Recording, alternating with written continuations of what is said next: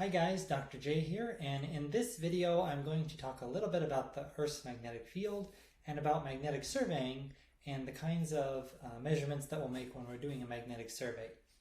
So in general, obviously the Earth has a magnetic field, and we'll talk more about that in a separate video.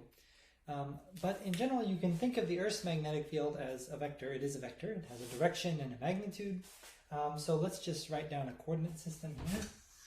So we have our coordinate system here, and you can see that the z-axis is pointing down. It's oriented a little bit differently than you're used to, but we do this so that at the North Pole, or at the dip pole where the magnetic field lines enter the Earth, the magnetic field lines are pointing in the direction of the z-axis, which is pointing down into the Earth.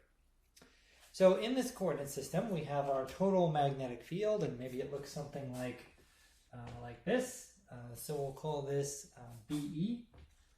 For the total magnetic field of the Earth, and we'll give that a vector sign because it is a vector. And we can decompose this, of course, into the different coordinate directions. And so there's the direction of magnetic north, which is in the XY plane. So I'll try to draw that here. I'm not sure if I drew that very well, but this is, we'll call this HE, so it's the horizontal component of the Earth's magnetic field, and that's pointing in the direction of magnetic north. Now, of course, as I said, at the magnetic North Pole, the ZE component, which I've kind of drawn with this dashed line here, would be essentially the entire field would be pointing straight down into the Earth, and that would be the magnetic field at the pole. So as I said, the magnetic field, it's a vector quantity, so it has both a magnitude and a direction. The magnitude or the intensity of the magnetic field at the poles is around 70,000 nanotesla. Nanotesla is the unit that we normally use to denote the magnetic fields of the Earth. And then at the equator, the magnetic equator, the magnitude of the magnetic field is about 30,000 nanotesla. So the variations in the strength of the Earth's magnetic field are quite different as you go from the poles to the equator and so on. Much, much greater, by the way, than gravity differences. Okay, so we have the Earth's magnetic field vector. We can put that into this coordinate system.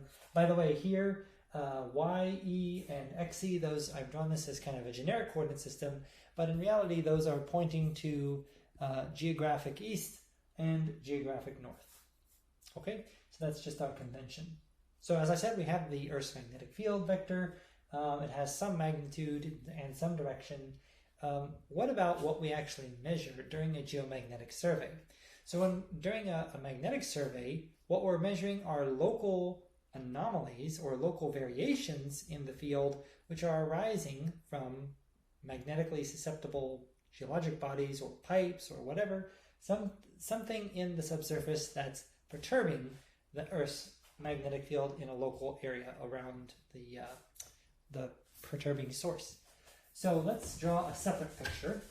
So here we have our BE vector again. So that's the Earth's natural magnetic field at some particular location. And now I'm going to draw a little perturbation. So maybe the perturbing anomaly is like that. And you'll see that I've given it a much smaller size. The size of magnetic anomalies is usually much, much smaller than the size of the magnitude of the Earth's natural magnetic field. So if we take the vector summation of these two components, we'll get a vector which looks... So what we measure with the magnetometer is going to be related to the magnitude of the field, the total field. So, if this is whatever it might be, let's say 55,000 nanotesla. Maybe the red line is 54,000, let's say 54,995 nanotesla. So as I said, the local anomalies are typically much smaller than the overall magnetic field. And so these two, the red and the black vector, will be very similar in magnitude and orientation. And they'll just have this small difference, the blue vector. Now, what you might be wondering is, how does this actually work with magnetic surveying? Because with magnetic surveying, we're really only measuring the magnitude of the magnetic field. we're not getting the direction, at least not with the types of magnetometers that we're going to look at. So we only have the magnitude, we only have the size of this magnetic field, we don't know its direction. How are we going to estimate what this little perturbing field is? And the way that we do this is by using a mathematical approximation or a simplification, where we assume that the red line is actually in the same direction, it's pointing the same as the black line. And I'll kind of draw this as a dashed line here.